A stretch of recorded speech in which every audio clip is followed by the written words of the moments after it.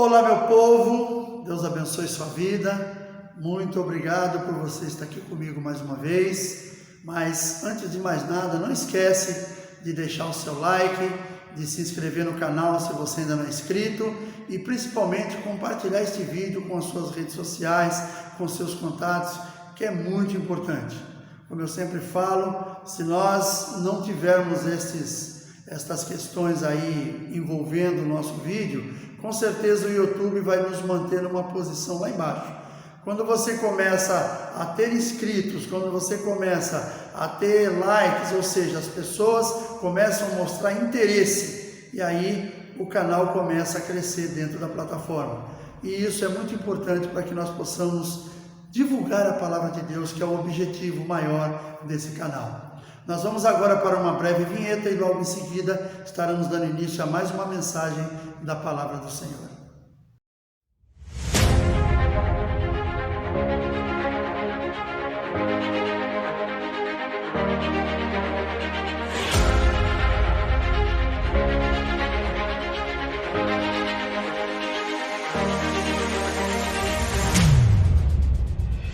Muito bem, muito obrigado por você ter me esperado até aqui.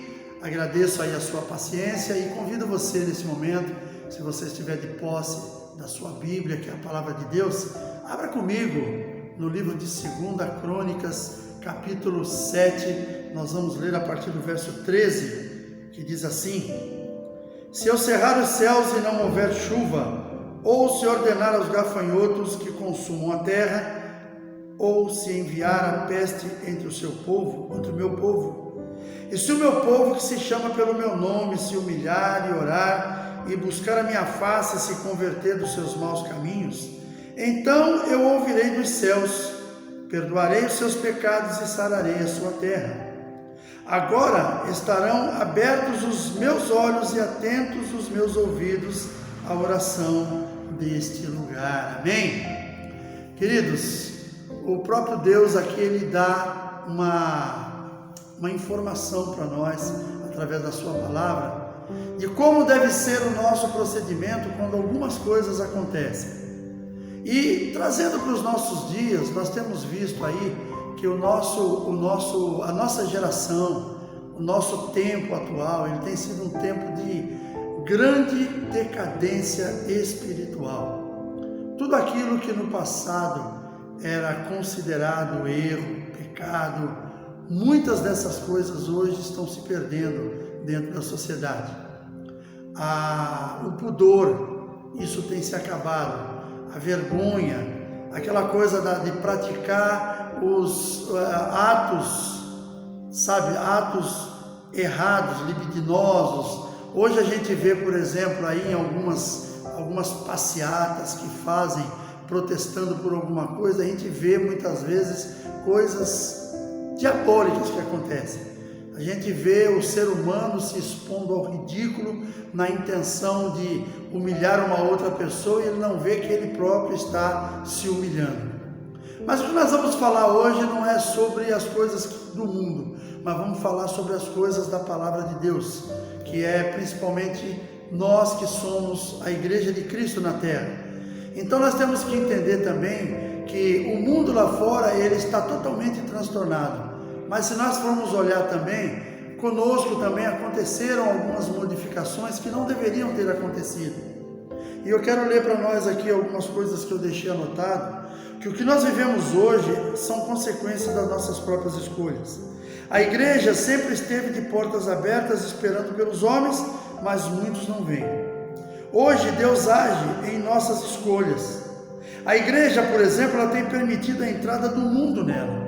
A gente tem visto, não é uma regra básica, eu não estou dizendo aqui que todas as igrejas agem dessa maneira, mas nós temos visto que por causa de algumas situações, por causa de algumas modernidades, algumas igrejas estão admitindo algumas coisas que no passado não era admitido, dizendo que, mas isso não é pecado. Queridos, eu quero dizer para você que está me ouvindo, que nem tudo que eu e você vamos praticar, que não seja pecado, não quer dizer que esteja correto. Porque, veja bem, talvez uma coisa, ela não seja pecado no seu início ali. Mas quando você acaba fazendo parte daquilo e traz para dentro da igreja, vai chegar um momento que aquilo vai se tornar uma coisa que vai abrir caminho para o pecado. Então nós precisamos entender isso. Por que muitas coisas têm acontecido? Por exemplo, quando se fala na questão família, as famílias hoje em dia nas igrejas são famílias que infelizmente estão tratando de forma diferente a questão família, filhos. Eu sou de um tempo, como eu já falei isso aqui, que pais não ficavam em casa, não deixavam filhos em casa assistindo televisão ou participando de qualquer coisa e ia para a igreja sozinhos. Eu sou de um tempo que não tinha esse negócio de filho, não, meu filho já é grandinho, ele sabe, ele já tem direito de escolher o que ele quer. Não, eles eram ensinados desde criança que o lugar que eles tinham que estar naquele momento, junto com a família, era a igreja. Então, filhos criados debaixo da palavra de Deus, eles cresciam aprendendo que ali era o caminho deles. E hoje nós temos visto pais que não têm tratado desta mesma forma. Nós vemos muitas vezes nas igrejas pais que os filhos muitas vezes não estão com ele, por quê? Porque foram para uma festa. Eu tenho visto, por exemplo, alguns casos de pessoas, não vou aqui de forma nenhuma criar uma crítica em cima de ninguém, porque a gente sabe que tem pessoas que às vezes não participam de alguns cultos muito importantes por causa de trabalho, por causa de saúde, por causa de algumas coisas que às vezes a pessoa tem como atribuição. Mas, por exemplo, um culto de Santa Ceia. Uma pessoa não vem para um culto de Santa Ceia porque ela tem um programa de televisão que ela não quer perder. Ela não vem para um culto de Santa Ceia porque um amigo convidou ela para uma festa e aquela pessoa é muito meu amigo, eu não posso deixar de ir. Eu estou falando do culto de Santa Ceia, mas isso não é só para o culto de Santa Ceia, é para qualquer culto, sabe? Eu tenho aquele compromisso. Alguns anos atrás, alguns amigos meus que tinham lá uma reunião que a gente fazia toda semana e era para futebol. E não era justamente num dia de culto, era uma quarta-feira. Era um dia que eu tinha livre, que eu poderia ir para jogar futebol e tudo mais com o pessoal, porque não tem nada de pecado nisso. Apesar de que era uma turma que quando acabava o jogo todo mundo ia comer churrasquinho e tomar cerveja, eu tomava um refrigerante, não tem problema nenhum, eu não bebo, mas eu poderia fazer parte com eles e quem sabe seria até um caminho para uma evangelização, mas eu acabei desistindo. Por quê? Porque eles colocaram para mim como regra que eu não podia faltar. Tipo assim, esse tipo de trabalho que a gente faz aqui, as pessoas que faltam a gente exclui.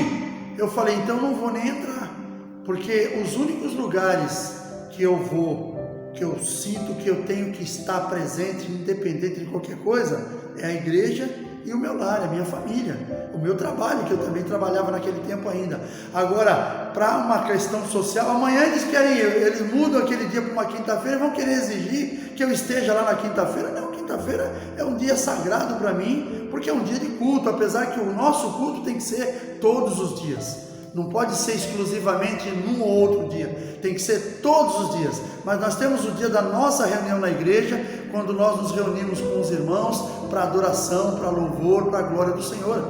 E isso nós não podemos perder, nós não podemos abrir mão. E às vezes eu fico triste quando eu vejo pessoas que num culto importante, que é qualquer um deles, mas vão lá, um culto de Santa Ceia, a pessoa, não, eu não vou poder estar nesse culto, será que eu tomo a Santa Ceia depois? Porque nesse dia eu tenho o meu time vai jogar a final do campeonato, eu não posso estar lá. Ou eu recebi um convite de um amigo, é um amigo muito querido, e esse amigo me falou que quer a minha presença, então eu vou abrir mão da igreja para ir para a casa desse meu amigo. Eu acho que tem alguma coisa errada nisso aí, porque o meu compromisso, a minha prioridade tem que ser com Deus e não com as outras coisas. A minha prioridade é Deus. A palavra de Deus me ensina que primeiro vem Ele, depois vem as outras coisas. A palavra de Deus nos ensina isso e eu aprendi dessa maneira.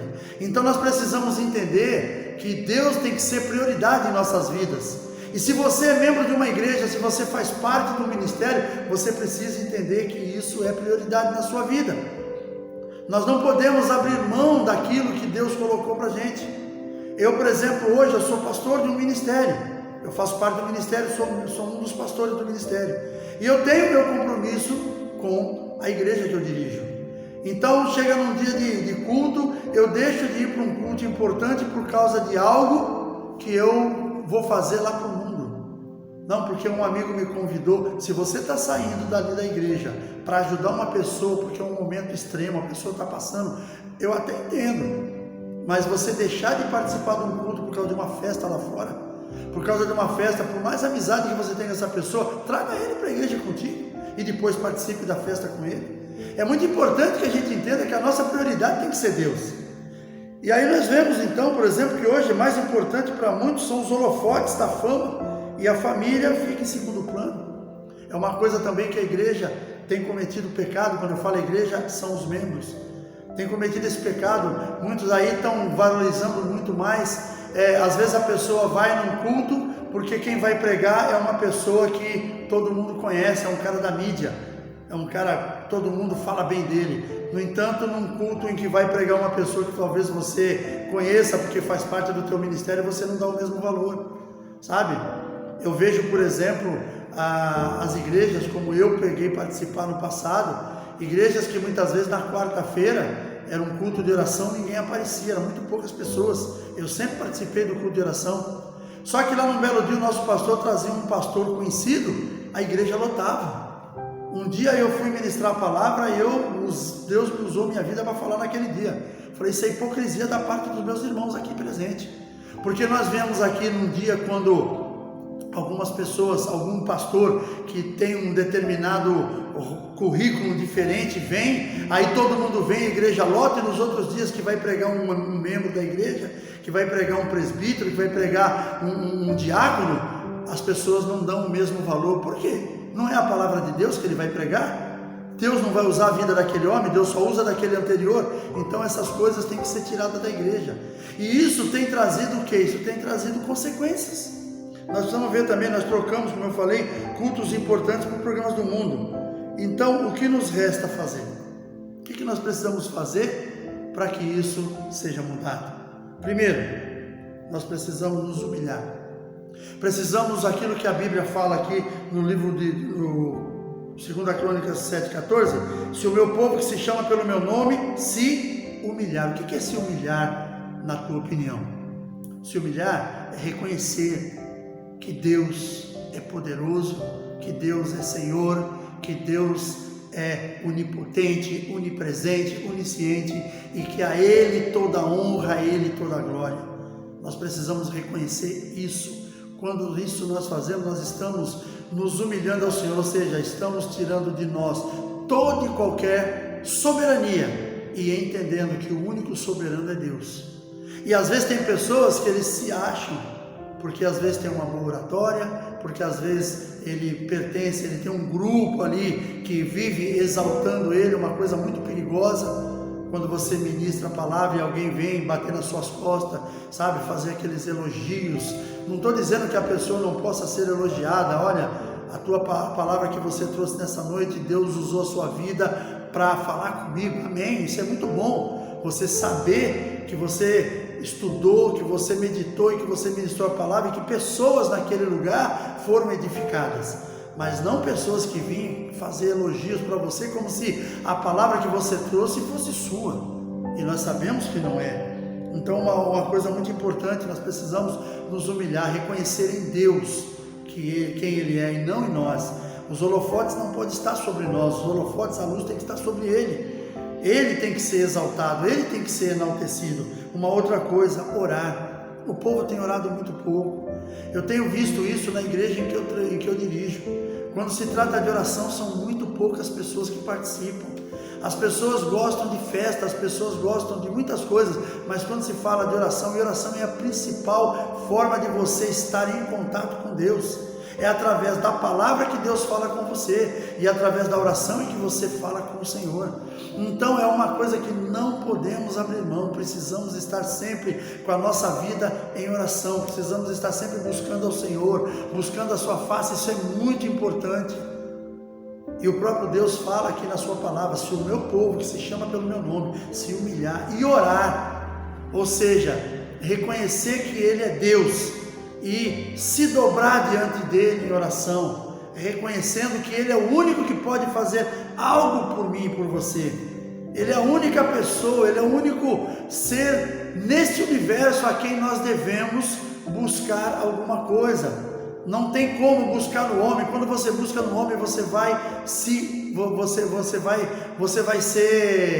como é que se diz? Perdi a palavra agora. Quando você busca no homem, você vai se sentir depois que aquela pessoa não foi suficiente para você. Você vai se arrepender de ter buscado no homem, de ter acreditado tanto nele. Eu não estou dizendo que você não deve acreditar nas pessoas, claro, pessoas íntegras, pessoas de bem, mas o Senhor dos exércitos, esse é o principal em quem nós temos que colocar a nossa confiança. E quando você colocar confiança em homens, veja quem são esses homens. Se são homens íntegros, são homens que, sabe, investidos da justiça divina. Porque muitas vezes nós confiamos em homens que só vão nos decepcionar. Essa é a palavra que eu queria encontrar. Confiamos em homens, nos decepcionamos. Nos decepcionamos porque os homens são falhos. Eu sou falho. Os homens desta igreja são falhos. Os maiores homens deste ministério que eu faço parte, os mais competentes, são falhos. Agora o nosso Deus não. O nosso Deus é poderoso para realizar aquilo que você precisa. Outra coisa que nós precisamos, buscar a face de Deus, buscar a face do Senhor. Primeiro, reconhecer que Ele é Deus, orar, colocar nossa vida de oração diante dEle, buscar a face do Senhor. O que seria buscar a face do Senhor? Vamos resumir como está escrito lá no livro de Mateus, capítulo 6, 33. Buscar em primeiro o reino de Deus e a sua justiça, e todas as demais coisas lhe serão acrescentadas. Nós precisamos buscar mais o reino de Deus e esquecer um pouco do reino dos homens. O reino dos homens, que é o reino dessa terra, ele vai ficar, ele não prevalecerá no dia do juízo. O reino dos homens é um lugar que nós estamos vivendo hoje, precisamos viver porque é a nossa casa, é o nosso planeta. Mas vai chegar um dia que nós vamos sair daqui para a vida eterna. Então aqui nós preparamos essa vida eterna através do reino de Deus, que nós devemos estar focados nele. É muito importante que isso seja dessa maneira, buscar a face do Senhor e principalmente se converter dos maus caminhos. Querido, nenhum de nós podemos dizer que nós somos imunes a nos perdermos pelo meio do caminho. Nenhum de nós. Agora, é nobre da parte do homem reconhecer que ele está errado. É nobre e com certeza Deus vê isso em mim e em você quando nós verdadeiramente nos arrependemos das coisas que praticamos, que fazemos e que com certeza pode nos trazer prejuízo. Então nos arrependemos daquilo e Deus vê aquilo em mim e em você. E Ele vai trazer coisas novas para mim e para você. Ele vai reconhecer em mim e você um servo fiel. Então é muito importante que nós busquemos tudo isso. Voltando aqui só para recapitular. Primeiro, nos humilharmos, ou seja, reconhecer que Deus é Deus. Reconhecer que Ele é poderoso. Reconhecer que somente nele nós alcançamos a nossa vitória, somente nele nós alcançamos os nossos objetivos. Segunda parte é orar, ou seja, conversar com o Senhor e expor a Ele as nossas necessidades, expor a Ele os nossos problemas, tudo aquilo que nós necessitamos e que Deus sabe que você e eu necessitamos, mas Ele quer ouvir de mim e de você. Ele quer ouvir que eu e você nos rendemos a Ele, dizemos a Ele: Senhor, eu preciso disso, Senhor, eu preciso desta coisa, eu preciso que seja feito isso na minha vida. E o Senhor, na sua bondade infinita e principalmente sabedoria, porque Ele não vai entregar algo na minha nem na sua mão que eu e você não tenhamos capacidade de ter. Então Ele vai fazer a sua análise. Às vezes demora uma coisa chegar para nós e nós falamos: poxa, eu queria tanto isso e só agora aconteceu. Mas pode ter certeza que Deus não havia lhe permitido antes, porque você precisava ser preparado para receber aquilo. Assim como você pensa num pai que quer dar um carro de presente para o filho, porque o filho se tornou adulto e aquele carro vai ser uma bênção para aquele jovem, aquele carro vai ser vai ser para a locomoção dele para trabalhar, para a faculdade, para tudo. Agora pensa num pai entregando um carro na mão de um filho que não tem habilitação. O que você acha que pode acontecer? O pai deu de presente para o filho é maior de idade, só que o filho não tem habilitação. Ele até já sabe dirigir mais ou menos, porque já teve alguma oportunidade, mas ele não tem uma habilitação para circular por aí. O que você acha que vai acontecer? A mesma coisa, o nosso Pai Celestial, Ele também não vai dar algo na minha nem na sua mão que nós não possamos ter, que nós não tenhamos capacidade. Então é muito importante, precisamos orar e colocar diante de papai aquilo que nós precisamos, porque no tempo certo Ele vai trazer a bênção para mim e para você. Buscar a face do Senhor, vamos buscar mais o reino de Deus, a sua justiça, sabe? Antes de tomarmos qualquer decisão, vamos orar ao Senhor, vamos entregar diante dele. Senhor, me aconselhe que Deus seja o seu principal conselheiro, que o Senhor, através da sua palavra, seja o maior conselheiro meu e seu, que nós não venhamos a viver aí de conselhos apenas de pessoas que estão ao nosso lado. Claro, pessoas importantes na nossa vida, pessoas que você conhece, que você sabe que são pessoas de bem, são pessoas justas, são pessoas que têm uma família estruturada, pessoas que são de caráter estruturado, caráter ilibado, com certeza são excelentes conselheiros, mas que o nosso principal conselheiro seja o nosso Pai Celestial, através da sua palavra. E finalmente se converter dos maus caminhos. Isso é a parte principal que nós precisamos fazer, que o nosso Deus deixa ali na sua palavra, que se o povo fizer isso, se o povo se humilhar, orar, se converter dos seus maus caminhos, aí ele diz, então eu ouvirei dos céus, eu ouvirei dos céus e sararei a sua terra. E quando diz sararei a sua terra, pode ser, ele pode estar sarando algo na minha vida pessoal, ele pode estar sarando algo dentro da minha família, ele pode estar sarando algo dentro do meu ministério. É tudo isso se você se entregar totalmente nas mãos do Senhor. É muito importante que eu e você compreendamos isso. Nós não podemos viver uma vida, sabe, usando os exemplos deste mundo. O mundo está em decadência. O mundo que nós vivemos, este mundo, como é que se diz, esse plano terreno em que nós vivemos, a sociedade mundial está em decadência. Ela pode ser uma sociedade rica, milionária, mas eles hoje, veja bem, os quesitos morais são totalmente falidos, podres. Nós vemos aí as situações de o que hoje estão fazendo com as famílias que estão se destruindo, famílias hoje, casamento virou instituição falida para essa gente. Eu já ouvi muito disso, família é instituição falida. Aí você vai ver essa pessoa que fala isso, ele está no terceiro casamento, ou às vezes até mais. Pessoas que vivem, sabe, casa com uma pessoa hoje, amanhã está traindo a pessoa está aí vivendo de forma totalmente errada, uma pessoa que não tem respeito um pelo outro. Eu tive num programa de rádio no dia de ontem, e a gente falou sobre isso, e eu falei bem claramente, jovem, se você não quer viver uma vida de casado da maneira como tem que ser, não case, fique solteiro. Você quer viver sua vida de casado como vivia de solteiro, permaneça solteiro. E isso tem trazido decadência para as famílias da terra. A gente tem visto, inclusive, infelizmente, até no meio cristão isso tem acontecido.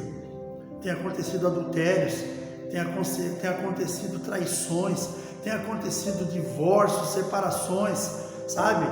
Filhos se desviando do caminho.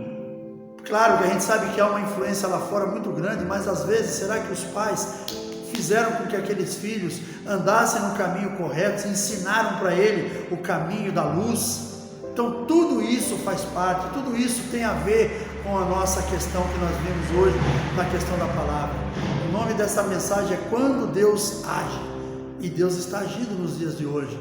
Nós vemos aí, por exemplo, as coisas que estão acontecendo. Essa pandemia não foi uma coisa muito simples, não foi uma coisa básica de acontecer. Isso não aconteceu porque o homem somente quis fazer ou preparou alguma coisa para tentar tirar proveito financeiro. Deus permitiu isso na humanidade para ver se as coisas mudam.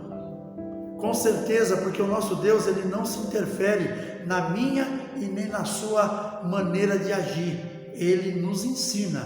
E se nós caminharmos na presença dele, na maneira que ele quer, com certeza a bênção dele virá. Agora, Deus ele não se interfere, ele não entra na vida das pessoas como Satanás faz.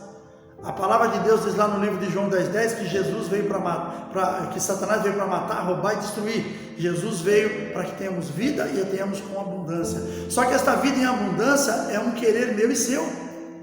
Nós precisamos querer esta vida com abundância. Como? Buscando o reino de Deus e a sua justiça. Buscando a face do Senhor, nos convertendo dos maus caminhos, nos humilhando, orando, é tudo isso. Tudo isso faz parte.